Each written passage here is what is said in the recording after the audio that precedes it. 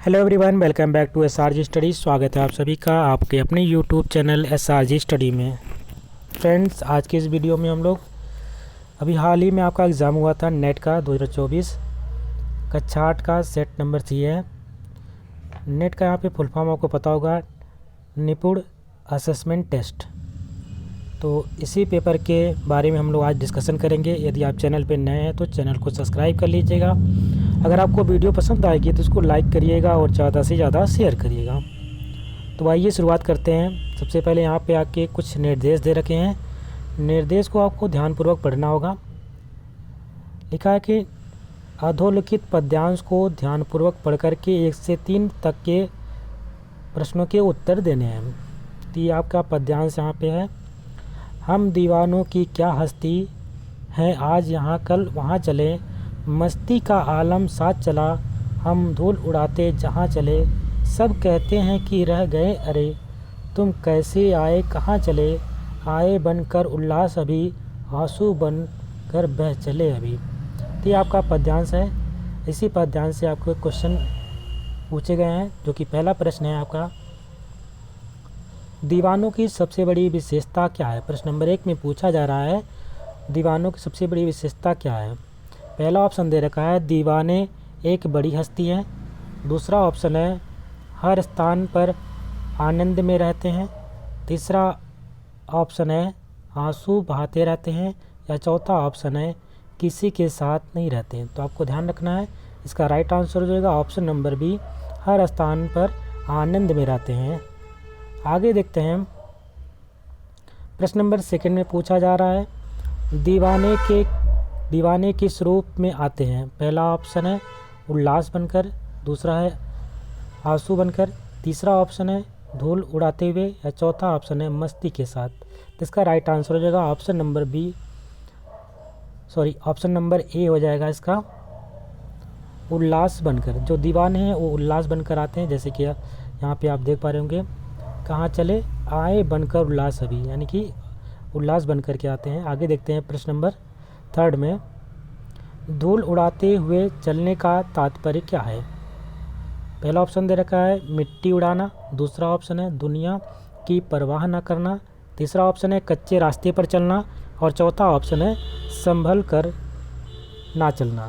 तो इसका right answer हो जाएगा ऑप्शन नंबर बी, दुनिया की परवाह ना करना। प्रश्न नंबर 4 में पूछा जा रहा है, धीरे धीरे लोगों ने मेरे पास आना छोड़ दिया, वाक्य में रेखांकित शब्द है। तो जहाँ पे रेखांकित शब्द धीरे धीरे क्या है। पहला ऑप्शन दे रखा है संज्ञा है, दूसरा ऑप्शन सर्वनाम, तीसरा ऑप्शन अव्यय, और चौथा ऑप्शन है विशेषण। तो इसका राइट आंसर हो जाएगा, धीरे धीरे आपका क्या होता है, एक अव्यय होता है। ठीक है। अगला प्रश्न है, प्रश्न नंबर 5 में पूछा जा रहा है, संगीता क्रिकेट खेलती है, वाक्य में व्यक्तिवाचक संज्ञा है। पहला ऑप्शन है संगीता, दूसरा ऑप्शन है क्रिकेट, तीसरा ऑप्शन है खेलती, और चौथा ऑप्शन है। तो व्यक्तिवाचक संज्ञा की बात करता है, तो इसका राइट आंसर हो जाएगा ऑप्शन नंबर ए, संगीता यहाँ पे व्यक्तिवाचक संज्ञा है। प्रश्न नंबर 6 में पूछा जा रहा है कि निम्नलिखित दोहे की बोली क्या है। पहला ये दोहा इस प्रकार से है, कनक कनकतय सगुने, माँ दगता अधिकाय, उई खाए बौराय जग ही पाए बौराय। ये जो दोहा लिखा है किस भाषा में लिखी गई है। तो ध्यान रखेंगे, दोहा पहले तो लिखी किसके द्वारा गई है। तो इसके कवि हैं महाकवि बिहारी जी। इन्होंने सस्सई में दोहे लिखे हैं। तो आपको कवि जो महाकवि बिहारी जी हैं, उन्होंने अपने ज़्यादातर जो दोहे लिखे हैं ब्रजभाषा में लिखे। इसका राइट आंसर इसलिए क्या हो जाएगा, ऑप्शन नंबर डी बिल्कुल सही है। प्रश्न नंबर 7 में पूछा जा रहा है कि स्थायी शब्द में आ उपसर्ग लगाने के बाद बनने वाले नए शब्द का अर्थ होगा। तो अगर अस्थाई शब्द में आ उपसर्ग लगा दें तो क्या हो जाएगा, अस्थाई हो जाएगा। ठीक है, अस्थाई, मतलब जो स्थाई ना हो। तो आइए देखते हैं पहला ऑप्शन क्या दे रखा है। पहले ऑप्शन बोल रहा है कि अत्यंत स्थाई, दूसरे ऑप्शन में दे रखा है कम स्थाई, तीसरे ऑप्शन में दे रखा है स्थाई नहीं, और चौथे ऑप्शन में दे रखा है अल्प स्थाई। इसका राइट आंसर हो जाएगा स्थाई नहीं, यानी जो स्थाई ना हो उसके लिए अस्थायी शब्द का प्रयोग होता है, इसलिए ऑप्शन नंबर सी बिल्कुल सही होगा।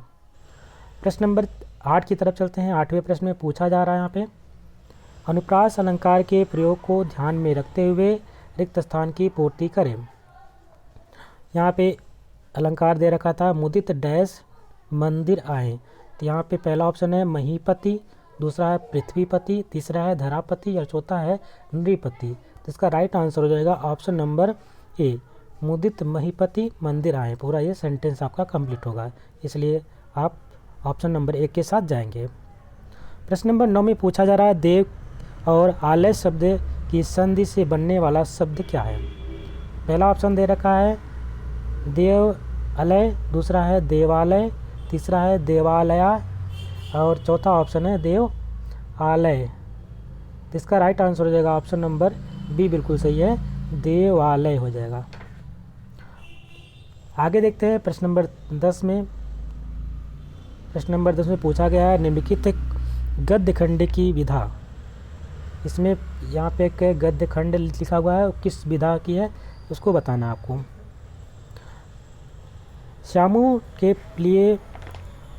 श्यामू पतंग के लिए बहुत उत्कंठित था। वह अपनी इच्छा को किसी तरह न रोक सका। एक जगह खूंटी पर विश्वेश्वर का कोट टंगा था। इधर उधर देखकर उसके पास स्टूल सरका कर रखा और ऊपर चढ़कर कोट की जेबें टटोली। ये क्या है, एक कविता है, निबंध है, नाटक है या कहानी है। तो इसका राइट आंसर हो जाएगा ऑप्शन नंबर डी, कहानी। ये क्या है, कहानी है। आगे देखते हैं, परिमेय संख्याओं के योग का तत्मक अव्यय क्या होगा। पहला ऑप्शन दे रखा है 0, दूसरा ऑप्शन है 1, तीसरा ऑप्शन है 10, चौथा ऑप्शन है 2/3। तो इसका राइट आंसर हो जाएगा, अगर आपसे योग का तत्मक पूछता है तो 0, अगर गुणात्मक तत्मक पूछता है तो 1 होता है। ठीक है, अगर यहाँ पे योग के स्थान पे गुणात्मक शब्द लिखा होता तो आपका 1 होता। ठीक, लेकिन यहाँ पे आपसे योग पूछा, इसलिए इसका राइट आंसर क्या हो जाएगा, ऑप्शन नंबर ए 0 रहेगा।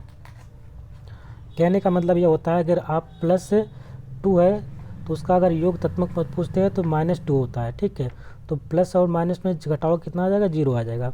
अगर यही प्लस और माइनस को गुणा करेंगे, ठीक, माइनस माइनस का गुणा करते हैं बटे में करते हैं, काटते हैं, गुणात्मक में बटे में करके काटना पड़ता है तो 1 आता है। आगे देखते हैं प्रश्न नंबर 12 में, वह छोटी से छोटी प्राकृतिक संख्या जिसे 4931 में जोड़ दे तो योगफल पूर्ण वर्ग हो जाए। ठीक है, तब इसका क्या कर सकते हैं आप, डिवाइड मेथड से सॉल्व करके वर्गमूल निकालेंगे। जिसका राइट आंसर कौन सा आ जाएगा, ऑप्शन नंबर बी, 110 इसका राइट आंसर होगा। आगे प्रश्न नंबर नेक्स्ट में पूछा जा रहा है कि किसी एक विद्यालय में प्रत्येक कक्षा में घनाकार कूड़ादान रखा गया है, जिसका आयतन कितना दे रखा है, 27,000 घन सेंटीमीटर। तो कूड़े की एक भुजा क्या होगी, तो घन की बात कर रहा है। घन, आप इसका घन कैसे बनता है, इस प्रकार से, जिसकी चारों भुजाएं बराबर होती हैं। ठीक है, उसको हम बोलते हैं घन।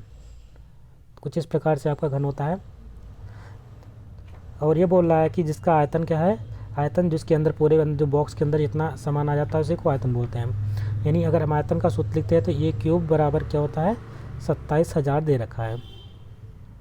अगर ये क्यूब हटाएंगे तो क्या अंडर रूट में चला जाएगा 27,000। अब 27,000 किसका रूट होता है, आपको पता है, ये 30 का अंडर रूट होता है। तो ये ए का मान कितना आ जाता है, यहाँ पे 30 आ जाता सॉल्व करने के बाद। किस ऑप्शन में आपको देखने को मिल रहा है, पहले ऑप्शन में 27 दे रखा है, दूसरे ऑप्शन में 300, तीसरे ऑप्शन में 90 और चौथे ऑप्शन में 30 सेंटीमीटर। इसलिए इसका राइट आंसर क्या हो जाएगा, ऑप्शन नंबर डी बिल्कुल सही है। आगे देखते हैं अगला प्रश्न है। प्रश्न नंबर 14 में पूछा जा रहा है कि यदि x + 1/x = कितना है, 2 है, तो x³ + 1/x³ का मान क्या होगा। तो इसके लिए फार्मूला आपको ध्यान रखना है, p³ - 3p। ठीक है, ये वाला जो वैल्यू इसको p माना जाता है, 2 जो है, तो 2 को p के स्थान पर क्या लिखेंगे, 2 का क्यूब माइनस का 3 इंटू 2, पी के स्थान पे 2 लिखना है। तो 2 का क्यूब कितना होता है 8 होता है, माइनस का 2 3 6, 8 में से 6 का टाइम कितना आ जाएगा 2। किस ऑप्शन में आपको 2 देखने को मिल रहा है, ऑप्शन नंबर डी में, इसलिए इसका right answer option number D हो जाएगा।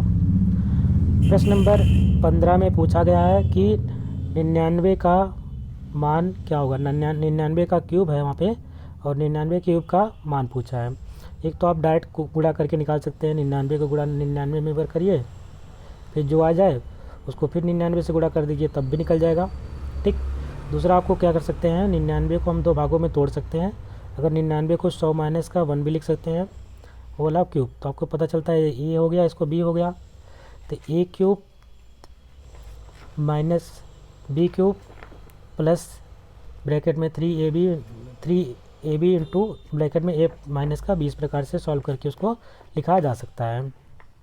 तो चाहे इससे आप सॉल्व कर लीजिए आइडेंटिटी लगा करके, चाहे आप डायरेक्ट गुणा कर लीजिए, जो भी करेंगे। इसलिए उसका राइट आंसर कौन सा आ जाएगा, गुणा करने के बाद 9,97,299 इसका राइट आंसर हो जाएगा। ऑप्शन नंबर सी बिल्कुल सही है। अगला प्रश्न है 16वें प्रश्न में पूछा जा रहा है कि यदि a प्लस बी बराबर 13, a इंटू बी बराबर 12, तो अब इसको लिख लीजिए a प्लस बी बराबर कितना है 13 दे रखा है। अगर हम यहाँ पे a का मान निकालेंगे तो 13 माइनस का b हो जाएगा, और a इंटू बी यहाँ पे दे ही रखा है, इसका मान 12 दे रखा है। तो इस a के स्थान पे हम क्या लिख सकते हैं, उसको लिख सकते हैं हम 13 माइनस का b, और ये ब्रैकेट में b पहले से है। ठीक है, यहाँ पे 13 है, इस b को अंदर मल्टीप्लाई कराएंगे दोनों के साथ, हो जाएगा 13b माइनस का b स्क्वायर इक्वल टू कितना हो जाएगा 12। 12 को भी इधर लेकर आइए, तो पहले बड़ा घात वाला रहता है, माइनस का 13 b प्लस का आपका हो जाएगा 13b माइनस का 12 इक्वल टू जो 0, द्विघात समीकरण बन गया। अब पूरे समीकरण माइनस से मल्टीप्लाई कर देंगे तो हो जाएगा प्लस का b स्क्वायर माइनस का 13b और प्लस का 12 इक्वल टू 0। अब इसका गुणनखंड करना होगा, कितना आया था b स्क्वायर माइनस का 13b प्लस का 12 इज इक्वल टू 0। तो गुणनखंड कर दीजिए, 13 में से क्या 12 में से 12 प्लस कितना होता है 1, 12 का नंबर 12, और ये माइनस किधर आने दिए, बी इधर आने दिए। 12 इस प्रकार से हो जाएगा इक्वल टू 0, बी स्क्वायर यहाँ पे रहने दीजिए, ब्रैकेट ओपन कर दीजिए, माइनस का 12b माइनस का b equal to plus 12 equal to 0 हो जाएगा। यहाँ से b कॉमन कर लीजिएगा, b कॉमन करेंगे तो अंदर क्या बचेगा b माइनस का 12 एक ब्रैकेट में, उसी प्रकार से यहाँ से -1 कॉमन कर लीजिएगा तो हो जाएगा b माइनस का 12, फिर b माइनस का 12 कॉमन हो जाएगा और बचेगा ब्रैकेट में b माइनस का 1। तो b का मान आ जाएगा 12 और एक b का मान आ जाएगा 1। तो आप देख रहे हैं कि किस ऑप्शन में b का मान 12 दिख रहा है, कि कोई ऑप्शन दिख रहा है, एक ही ऑप्शन में दिख रहा है कि ऑप्शन नंबर डी में। तो b बराबर जो a मान लीजिए, पहला जो वैल्यू आया था b बराबर कितना था 12 है, उसको आप a मान सकते हैं, और दूसरा मान जो आया था b बराबर 1 आया था उसको दूसरा मान सकते हैं। तो 12 और 1 केवल किस ऑप्शन में आ रहा था, ऑप्शन नंबर डी में, इसलिए इसका राइट आंसर हो जाएगा ऑप्शन नंबर डी। अगला प्रश्न कह रहा है कि एक ठोस धात्विक घन के कोर की लंबाई क्या होगी जिसे पिघला करके 3 सेंटीमीटर 4 सेंटीमीटर 5 सेंटीमीटर के कोर के 3 ठोस घन बनाए जा सकते हैं। तो आइए देखते हैं, आपको एक बड़ा सा घन बनाना है, घन था आपको, उसको पिघला करके आपने क्या किया, छोटे छोटे कितने बना लिए, 3 बना लिए। ठीक है, 3 घन इस प्रकार से आप बना सकते हैं, 1 2 3, कोई 4 सेंटीमीटर का है, कोई 3 सेंटीमीटर का है, कोई 5 सेंटीमीटर का। इस प्रकार से ये 3 मान लीजिए 4 सेंटीमीटर, ये 5 सेंटीमीटर का, सबके बीच में, क्योंकि ये सब मिल करके कितना बनेंगे, बड़ा सा बनेगा। अब बड़े वाले के लिए हम 1 का क्यूब ले सकते हैं, छोटे वाले के लिए क्योंकि आयतन निकालेंगे तभी हमें पता चलेगा। छोटे वाले को हम मान ले a1 क्यूब, दूसरे वाले को a2 मान लीजिए, और तीसरे वाले को a3 मान लीजिए, सबका क्यूब कर दीजिएगा। तो a1 का मान कितना है 3, और a2 का मान 4, a3 का मान 5 हो जाएगा। आइए देखते हैं, अब a क्यूब बराबर हो जाएगा, बड़े वाले के बराबर क्या हो जाएगा, a1 का क्यूब है 3 का क्यूब A2 कितना हो जाएगा 4 का क्यूब, और A3 क्या हो जाएगा 5 का क्यूब। इसका 27 हो गया, इसका 64 हो गया, और ये इसका अगर ओपन करेंगे 5 पच्चे 25, 25 पच्चे 125 हो जाएगा। इन सबको जोड़िए कितना हो जाता है 216 हो जाएगा। ये क्यूब इधर चल रहा है। अब क्यूब हटाएंगे यहाँ से, अगर हम 3 अगर हटाते हैं तो ये अंडर रूट में चला जाता है। तो किसका अंडर रूट होता है 6 का अंडर रूट। 216 किसका है 6 का क्यूब 216 होता है, यानी 216 का अंडर रूट 6 हो जाएगा। तो किस ऑप्शन में आपको 6 देखने को मिल रहा है वही आपका राइट आंसर हो जाएगा। ऑप्शन नंबर कौन सा है, ऑप्शन नंबर बी बिल्कुल सही है। आगे देखते हैं प्रश्न नंबर 18 में। इसमें कह रहा है कि यदि 3 सेब और 4 केलों का मूल्य 35 रुपये है तो 12 सेब एक और 16 किलो का मूल्य क्या होगा। तो एक तरीके से इसको आप समीकरण के माध्यम से सॉल्व कर सकते हैं। जैसे 3 सेब को x मान लेते हैं प्लस 4 y, केले को y मान देते हैं, इसका मूल्य कितना है 35 रुपया है, और 12x प्लस का 16 y का मान कितना होगा ये पूछ रहा है। तो इसको सॉल्व करके आप निकाल सकते हैं, या आपको पता है डायरेक्ट अगर करना चाहते हैं तो 3 से कितना केला हो रहा है 3 चौक को 12, यानी 4 गुणा हो रहा है, और 4 केले से कितना हो रहा है 4 केले से 16 हो रहा है। तो इसमें भी 4 गुना, यानी 3 से 12 4 गुना, और 4 से 16 4 गुना।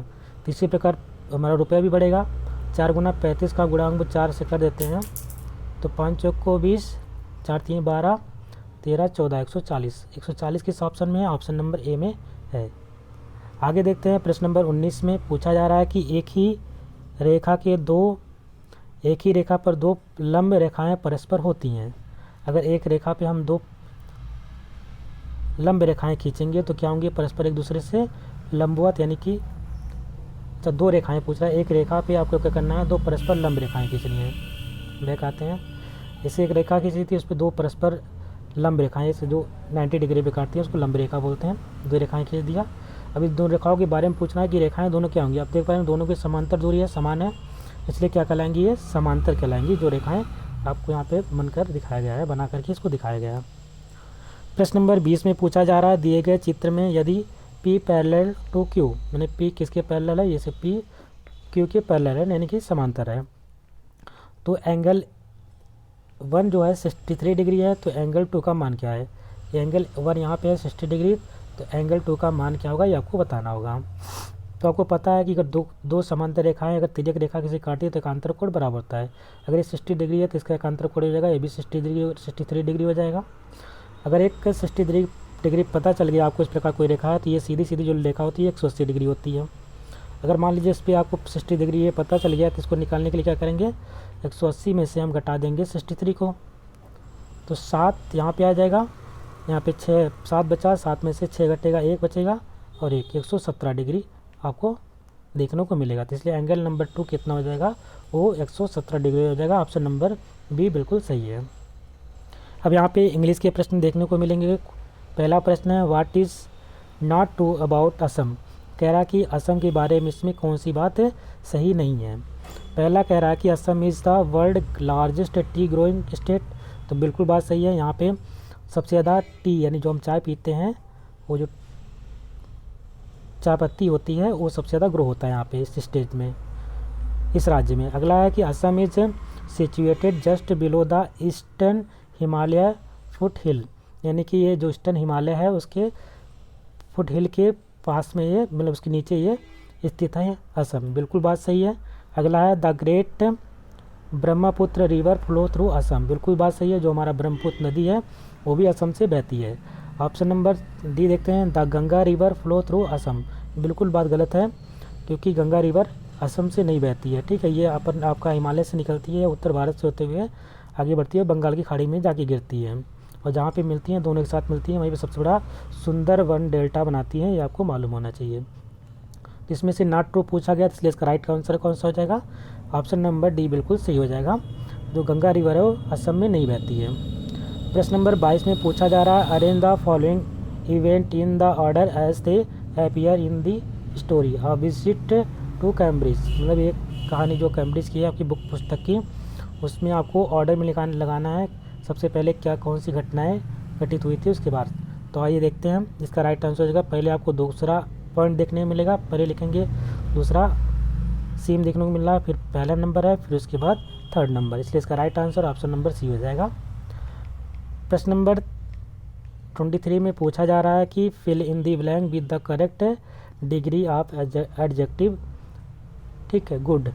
The brilliant astrophysicist, the author of a brief history of time, one of the dash seller ever lived here.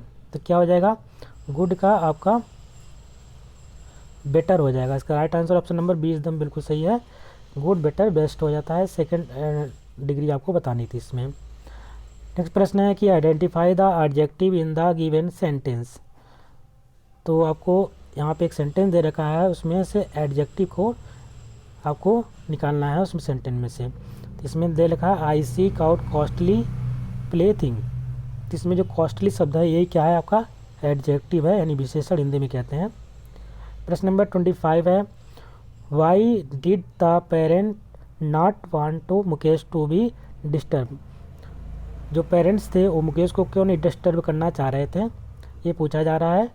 पहला ऑप्शन है because Mukesh was very angry boy. पहले में कह रहा है कि मुकेश बहुत शरारती यानी कि क्रोधित लड़का था। दूसरा है because Mukesh was watching TV, क्योंकि मुकेश टीवी देख रहा था। या Mukesh was preparing for board exam, Mukesh board exam की तैयारी कर रहा था। Because he was teaching his brother Rakesh, क्योंकि वो अपने छोटे भाई को पढ़ा रहा था। तो इसका राइट आंसर हो जाएगा क्योंकि वो अपने एग्ज़ाम की तैयारी कर रहा था, बोर्ड एग्ज़ाम की, इसलिए उसके पेरेंट उसको डिस्टर्ब नहीं करना चाह रहे थे, इसलिए ऑप्शन नंबर सी बिल्कुल सही हो जाएगा। आगे देखते हैं प्रश्न नंबर 26 में choose the correctly punctuated sentence. पहला सेंटेंस है how beautiful the sky is, उसके बाद यहाँ पे आपको हाइफन का चिन्ह भी लगा हुआ है। दूसरा है how beautiful the sky is, how beautiful the sky is, मतलब इसमें सब फुल स्टॉप लगे हुए हैं दोनों में। और लास्ट वाले में how beautiful the sky is, यहाँ पे क्वेश्चन मार्क लगा है। तो जब भी आप किसी चीज़ को देख करके आश्चर्यचकित होते हैं तो वहाँ पे आपका साइन आता है,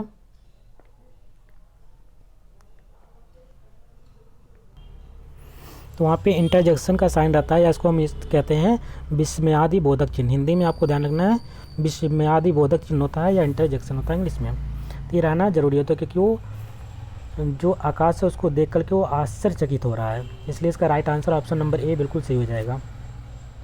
प्रश्न नंबर 27 में पूछा जा रहा है कि why should be never give up in despair.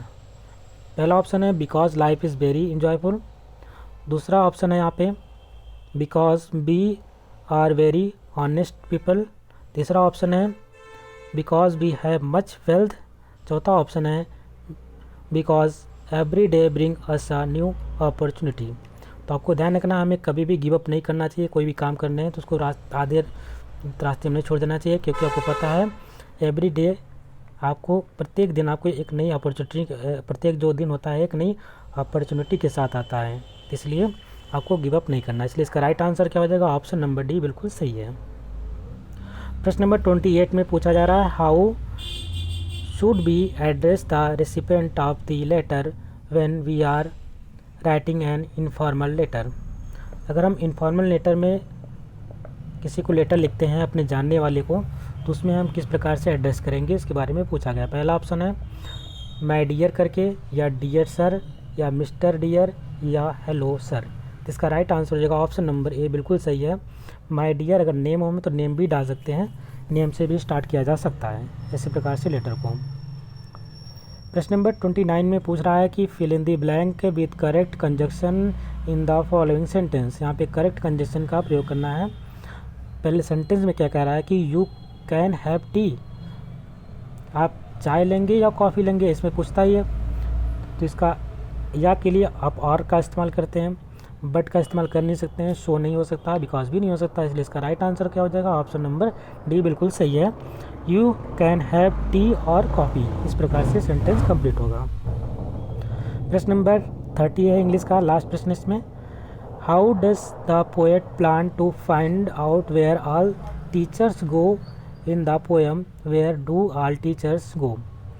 सो पहला ऑप्शन दे रखा है the poet will follow the teacher when they go back home. Second option है the poet will take to the teachers, और थर्ड ऑप्शन है the poet will send a letter, और चौथा option है ऑल दी अबव। जिसका right answer हो जाएगा the poet will follow the teachers when they go back home. प्रश्न number अब यहाँ से स्टार्ट होता है जीके जीएस से, जनरल अवेयरनेस कह सकते हैं इसको। पहला प्रश्न यहाँ पे पूछ रहा है कि चंद्रयान मिशन 3 कब शुरू किया गया था। बहुत इंपॉर्टेंट था।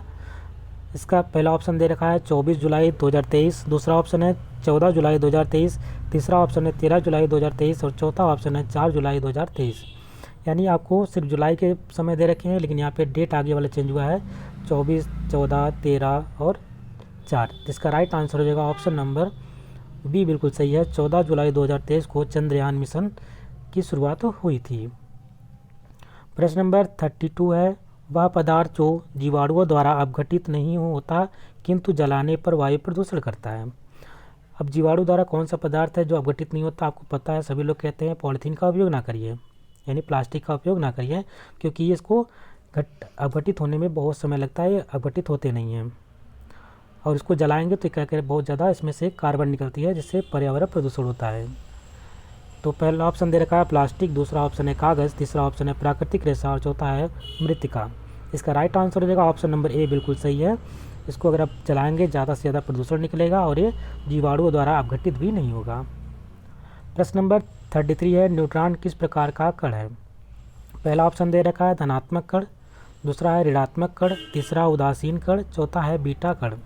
तो अगर हम बात करते हैं हमारे जो परमाणु बना होता है वो 3 चीज़ से बना होता है, इलेक्ट्रॉन, प्रोटॉन और न्यूट्रॉन से। इलेक्ट्रॉन पे आप देखोगे निगेटिव चार्ज है, प्रोटॉन पे पॉजिटिव चार्ज है और न्यूट्रॉन पे कोई भी चार्ज नहीं होता है। ये कैसा होता है, उदासीन होता है, उदासीन होता है, जिसपे कोई चार्ज नहीं होता उसको उदासीन हम कहेंगे। ठीक, इलेक्ट्रॉन पे आपने देखा निगेटिव, प्रोटॉन पे पॉजिटिव और न्यूट्रॉन पे कोई चार्ज नहीं होता है। तो न्यूट्रॉन किस प्रकार का कण हो जाएगा, एक उदासीन कण हो जाएगा, इसलिए इसका राइट आंसर कौन सा हो जाएगा, ऑप्शन नंबर सी। अगला प्रश्न है कि धातुओं को पीट करके चादर में बदला जा सकता है, धातुओं का यह गुण कहलाता है। पहला ऑप्शन है तन्यता, दूसरा ऑप्शन है कठोरता, तीसरा ऑप्शन है विद्युत चालकता और चौथा है आघात वर्धनीयता। तो इसका राइट आंसर हो जाएगा ऑप्शन नंबर डी बिल्कुल सही है। जब हम किसी धातु को पीट करके चादर के रूप में परिवर्तित करते हैं उसको हम आघात करते हैं, चोट करते हैं, यानी चोट मार करके उसको चादर में बदलने हैं, तो इसलिए बोलते हैं आघात वर्धनीयता। तन्यता की बात करते हैं तो धातुओं को हम खींच करके तार के रूप में परिवर्तित कर देते हैं तो उसको बोलते हैं तन्यता, यानी तान करके खींच करके बढ़ा देना, उसको धातुओं का तन्यता कहलाता है। जैसे तार और बनाना होता है, तन्यता के अंतर्गत आ जाएगा। इसलिए इसका राइट आंसर क्या हो जाएगा, ऑप्शन नंबर डी बिल्कुल सही है, आघात वर्धनीयता। प्रश्न नंबर 35 में पूछ रहा है कि मानव शरीर में कैल्शियम की कमी होने पर क्या प्रभाव पड़ेगा। पहला ऑप्शन है हड्डियाँ कमज़ोर हो जाएंगी, दूसरा है रक्तचाप बढ़ जाएगा, तीसरा ऑप्शन है अधिक पसीना आने लगेगा, चौथा है रक्त संचार रुक जाएगा। तो इसका राइट आंसर हो जाएगा ऑप्शन नंबर ए बिल्कुल सही है। हड्डियाँ क्या हो जाएंगी, कमज़ोर हो जाती हैं। कैल्शियम की कमी होने पर हमारी हड्डियाँ क्या होती हैं, कमज़ोर होने लगती हैं। अगला प्रश्न है प्रश्न नंबर 36, एक लिंगी जंतु की विशेषता है। पहला ऑप्शन दे रखा है नर तथा मादा जननांग अलग अलग जंतुओं में पाए जाते हैं, दूसरा है नर तथा मादा जननांग एक ही जंतु में पाए जाते हैं, तीसरा है प्रजनन अंग नहीं पाए जाते हैं, ये प्रजनन नहीं करते हैं। तो इसका राइट आंसर हो जाएगा ऑप्शन नंबर ए बिल्कुल सही है। एक लिंगी जंतुओं की बात करते हैं तो जो नर और मादा जननांग होते हैं अलग अलग जंतुओं में पाए जाते हैं। अगर द्विलिंगी बोलता है तो आपका केचुआ है, उसमें दोनों लिंग एक ही जंतु में पाया जाता है, यानी जैसे आपका केचुआ हो गया उसमें दो द्विलिंगी जंतु है, उसमें नर और मादा दोनों ने जननांग एक ही शरीर में पाया जाएगा। आगे देखते हैं प्रश्न नंबर 37, किशोरावस्था में होने वाले मुहासे और तैलीय त्वचा का मुख्य कारण क्या है। पहला है हार्मोनल परिवर्तन, दूसरा है खराब पोषण, तीसरा है धूल मिट्टी के संपर्क में आना और चौथा है जलवायु परिवर्तन। तो इसका राइट आंसर क्या हो जाएगा, ऑप्शन नंबर ए, हार्मोनल परिवर्तन के कारण हमारे चेहरे पर मुहासे और तैलीय त्वचा का कारण बनते हैं। प्रश्न नंबर 38 है प्रथम पैरा ओलंपिक खेलों का आयोजन कब और कहाँ किया गया था? पहला ऑप्शन है सन 1960 में रोम में, दूसरा ऑप्शन है सन 1960 जर्मनी में, तीसरा ऑप्शन है सन 1950 लंदन में है, चौथा ऑप्शन है सन 1970 में रोम में। इसका राइट आंसर हो जाएगा ऑप्शन नंबर ए, बिल्कुल सही है। सन 1960 में रोम में सबसे पहले, रोम यानी इटली की राजधानी है रोम, यहीं पर इसका पैरालंपिक खेलों का आयोजन किया गया था 1960 में, ध्यान रखेंगे। प्रश्न नंबर नेक्स्ट है 39 में पूछा जा रहा है, तालाब की गहराई उसकी वास्तविक गहराई से कम प्रतीत होती। कभी कभी आप ध्यान देखते होंगे पानी में तो आपको लगता है कम गहरा है, छिछला ऐसा लगता है। इसका कारण क्या होता है कि तालाब से आने वाली प्रकाश की जो किरण होती है जब वायु में प्रवेश करती है तो किसकी तरफ झुकती है, या झुकती है नहीं झुकती है। तो आपको ध्यान रखना दो चीज़ होती है, एक तो आपका अभिलंब होता है, इस प्रकार जो सीधी सीधी रेखा होती है। अगर हम इधर वायु मान लेते हैं और इधर किधर हम मानते पानी मानते, तो पानी कैसा होता है, सघन होता है, और वायु को हम क्या बोलते हैं, विरल बोलते हैं। अगर कोई रे विरल से सघन की तरफ जाती है तो अविलंब की तरफ झुक जाती है, ठीक है। अब दूसरा कंडीशन होगा, मान लो ये सघन से विरल की तरफ जाएगी तो अविलंब से क्या होगी, दूर हटेगी। तो ध्यान रखना अब क्या हो रहा है, तालाब के तल से वाली किरण तल से आने वाली किरण कैसी होगी, यानी पानी से सघन माध्यम से जा रही है, किसमें, विरल माध्यम से वायु में प्रवेश कर रही है। तो ये पहले ही से झुकी हुई है, अब जब जाएगी बाहर की तरफ कैसे हो जाएगी, वो अविलंब से दूर भागेगी। तो क्या किस ऑप्शन में आपको देखने को मिल रहा है, अविलंब से दूर भाग रही है। आइए देखते हैं, पहला ऑप्शन नहीं है, अविलंब से दूर हटी जाएगी, बिल्कुल सही हो जाएगा। दूसरे में कह रहा है अविलंब की ओर मुड़ जाएगी, गलत है। अविलंब के समांतर हो जाएगी, बिल्कुल गलत है। बी और सी दोनों सही हैं, एक तो एकदम बिल्कुल गलत हो जाएगा। तो तीनों ऑप्शन यहाँ पे गलत है, पहला ऑप्शन बिल्कुल सही है। प्रश्न नंबर 40 में पूछा जा रहा है कि एक चालक तार का प्रतिरोध 6 ओम है, यानी कि आर का मान दे रखा है, रेजिस्टेंस का मान दे रखा है कितना है, 6 ओम। तार के सिरों के बीच विभवांतर बीच वोल्टेज कितना दे रखा है, 1.2 वोल्ट दे रखा है। तार में बहने वाली धारा का यानी आई का मान बताना है। तो एक सूत्र होता है B=IR, ठीक है। अगर आई निकालेंगे तो B/R को अंदर भेज देंगे तो B/R हो जाएगा। I धारा मान पूछा जाता है तो B/क्या हो जाएगा, R। B का मान 1.2 दे रखा है, R का मान दे रखा है 6। आइए रखते हैं 1.2/6, दशमलव हटाएंगे, यहाँ पे कितना हो जाएगा, 60 है। अब 60 को हम डिवाइड करेंगे 12 से, 12 को डिवाइड करेंगे 60 से, तब नहीं भाग जाएगा, दशमलव बढ़ाएंगे, यहाँ पे हो जाएगा 120। 60 गुणे 2 करेंगे तो 60 दूना 120, पूरा कट जाएगा। अब कितना बचेगा, 0.2। तो 0.2 किसी ऑप्शन में दिख रहा है आपको क्या? तो आप देख पा रहे होंगे ऑप्शन नंबर बी में 0.2 देखने को मिल रहा है, इसलिए इसका राइट आंसर हो जाएगा ऑप्शन नंबर बी। नेक्स्ट प्रश्न है कि प्राचीन काल में कुतुब नुमा यंत्र की सहायता से नाविकों द्वारा ज्ञात किया जाता है। पहला क्या है, गहराई का पता लगाना, दूसरा है दुश्मनों का पता लगाना, तीसरा है समय का पता लगाना, और चौथा है दिशाओं का पता लगाना।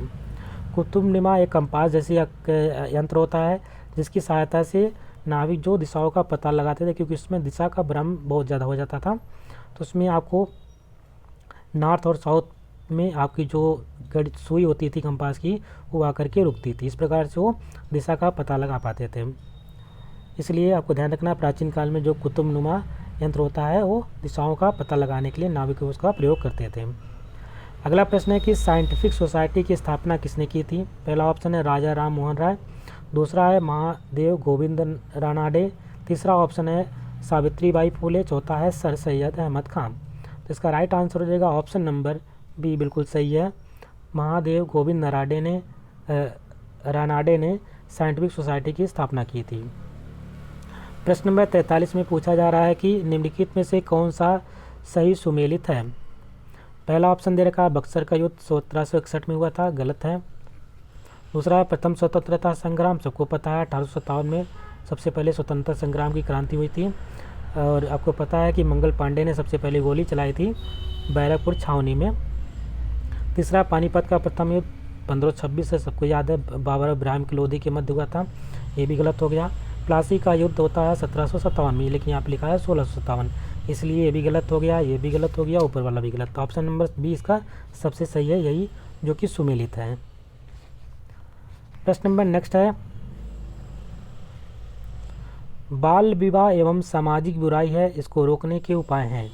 पहला ऑप्शन है माता पिता एवं बच्चों को जागरूक करें, सही बात है। दूसरा है लड़कियों को शिक्षित करें, बिल्कुल सही है। तीसरा है बाल विवाह के खिलाफ जागरूकता अभियान चलाएं, ये भी बात बिल्कुल सही है। ऑप्शन नंबर चौथा है उपर्युक्त सभी, यानी कि इसमें कह सकते हैं सभी बातें सही कही गई हैं, इसलिए सभी इसका राइट आंसर भी क्या हो जाएगा, ऑप्शन नंबर डी बिल्कुल सही है।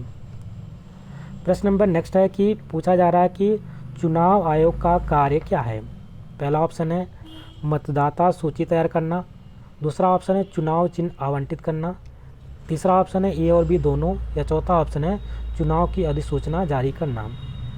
तो बता देता हूँ, जो चुनाव आयोग होता है उसका काम क्या होता है, मतदाता सूची तैयार करना उसका होता है। चुनाव चिन्ह होता है उसको आवंटित करने का काम किसका होता है, चुनाव आयोग का होता है, इसलिए ए बी दोनों सही है। भारतीय सेना के अंग हैं, भारतीय सेना के अंग कौन कौन से हैं। पहला है जल सेना, दूसरा है थल सेना, तीसरा है वायुसेना, या चौथा है उपर्युक्त सभी। तो आपको पता है भारतीय सेना के तीनों अंग होते हैं, जल सेना, थल सेना और वायुसेना, और इसका सबसे बड़ा कमांडर कौन कहलाता है, राष्ट्रपति कहलाता है। ठीक है, सभी सेनाओं का सेनापति कौन कहलाएगा, राष्ट्रपति कहलाता है, ध्यान में रखेंगे। और इसका राइट आंसर आपको पता है कि उपयुक्त सभी हो जाएंगे। 47वें प्रश्न में पूछ रहा है कि सही सुमेलित है, कौन सा इसमें से सही सुमेलित है। पहला ऑप्शन दे रखा है कि रबी की फसल कपास होती है, गलत बात है। जायद की फसल तरबूज है, बिल्कुल सही है। खरीफ की फसल चना है, गलत है। नकदी फसल गेहूँ है, ये भी गलत है। नकदी फसल में आपको ध्यान रखना है गन्ना, आपको ध्यान रखना है कपास। ठीक है, खरीफ की फसल जो कि आपकी बरसात के मौसम में जून जुलाई में बोई जाती है उसको हम बोलते हैं खरीफ की फसल। तो चना तो अभी इस समय बोई जा रही है जो कि अक्टूबर नवंबर में बोई गई है, ये आपकी रबी की फसल के अंतर्गत आ जाएगी चना। और तरबूज तो आपका बिल्कुल सही है, ये जायद की जितने भी पानी वाली फसलें होती हैं, जैसे तरबूज, खरबूज की खीरा, ककड़ी, ये सब जितनी हैं सब जायद की फसल है। और रबी की फसल अभी बता दिया, चना है, गेहूँ है, और सरसों है, मटर है, ये सब क्या है, रबी की फसल के अंतर्गत आएंगे। इसलिए इसका राइट आंसर यहाँ पे जो मिलान था वो जायद वाले से था, बिल्कुल सही है। आगे देखते हैं, वर्तमान समय में घरों की छत पर सोलर पैनल लगाए जा रहे हैं। सोलर पैनल संबंधित है किससे है। पहला ऑप्शन है भूतापीय ऊर्जा से, दूसरा है ज्वारीय ऊर्जा से, तीसरा है परमाणु ऊर्जा से, चौथा है सौर ऊर्जा से। अगर हम बात करते हैं भूतापीय ऊर्जा, यानी कि जिसको हम आग से, ऐसी ऊर्जा जो आग से उत्पन्न होती है, जैसे कोयले से उत्पन्न होने वाली ऊर्जा को भूतापीय ऊर्जा कहते हैं। ज्वारीय ऊर्जा यानी कि जो समुद्र में ज्वार आते हैं, लहरें आती हैं, ज्वार और भाटा, पहले ज्वार आता है फिर भाटा होती है, जो रिटर्न होती है। जब लहरें आती है उसको ज्वार कहते हैं, जब लहरें रिटर्न होती है उसको भाटा कहते हैं। तो ये आपकी समुद्र में लहरों की वजह से उत्पन्न होती हैं। परमाणु को पता है कि जो थोरियम होता है या यूरेनियम होता है, इसके परमाणुओं को विस्फोट करा करके नियंत्रित तरीके से ऊर्जा उत्पन्न की जाती है, तो उसको परमाणु ऊर्जा कहते हैं। और सौर ऊर्जा आपका जो होता है वो जो सूर्य के प्रकाश से पैनल लगाकर उसको यूज़ करते हैं, उसको हम सौर ऊर्जा कहते हैं। इसलिए इसका राइट आंसर कौन सा हो जाएगा, ऑप्शन नंबर डी बिल्कुल सही है। प्रश्न नंबर 49 में पूछ रहा है कि पशु पर आधारित उद्योग क्या है। पहला है चीनी उद्योग, दूसरा है दुग्ध उद्योग, तीसरा है दिया सलाई उद्योग, और चौथा है सीमेंट उद्योग। तो इसको ध्यान में रखेंगे, सभी को पता है कि हम पशुओं से ज़्यादातर दूध आधारित उद्योग करते हैं। चीनी तो हम गन्ने से बनाएंगे, दिया सलाई हमारा जो होता है पेड़ से बनता है और उसमें फास्फोरस लगता है। सीमेंट का बात करते हैं तो ये पत्थरों को तोड़कर पेस्ट करके उसमें जिप्सम मिलाकर बनाया जाता है, ये सब आपको पता है। इसलिए इसका राइट आंसर हम किस पे जाएंगे, ऑप्शन नंबर बी पे जाएंगे, बी बिल्कुल सही है। पशु आधारित जो उद्योग हो जाएगा वो कौन सा हो जाएगा, दुग्ध उद्योग हो जाएगा। और ये आपको पता है श्वेत क्रांति के अंतर्गत आता है, जिसके जनक कौन से होते हैं, वर्गीस कुरियन जी हैं। लास्ट प्रश्न है आपके पेपर का, प्रश्न नंबर 50वें में पूछा रहा है वह स्थान जहाँ पर पानी के जहाज में माल चढ़ाया और उतारा जाता है उसे हम क्या कहते हैं। पहला ऑप्शन क्या है, रेलवे स्टेशन, दूसरा ऑप्शन है हवाई अड्डा, तीसरा है बंदरगाह या पत्तन, चौथा है बस स्टैंड। तो इसका राइट आंसर हो जाएगा ऑप्शन नंबर डी बिल्कुल सही है। और सबसे बड़ा आपको अगर बात करते हैं प्राकृतिक बंदरगाह कौन सा है, तो आपका चेन्नई में जो कोझिकोड का बंदरगाह है, वही विशाखापट्टनम का जो बंदरगाह है वही आपका सबसे नेचुरल है, जो प्राकृतिक तरीके से बंदरगाह बना हुआ है। तो ये आपका पेपर यहीं पे कंप्लीट होता है। आशा करते हैं आपको वीडियो पसंद आई होगी। यदि वीडियो अच्छी लगी है तो इसको लाइक करिएगा, शेयर करिएगा, और चैनल पे नए हैं तो चैनल को सब्सक्राइब भी कर लीजिएगा। मिलते हैं एक नए वीडियो में, तब तक के लिए नमस्कार, जय हिंद।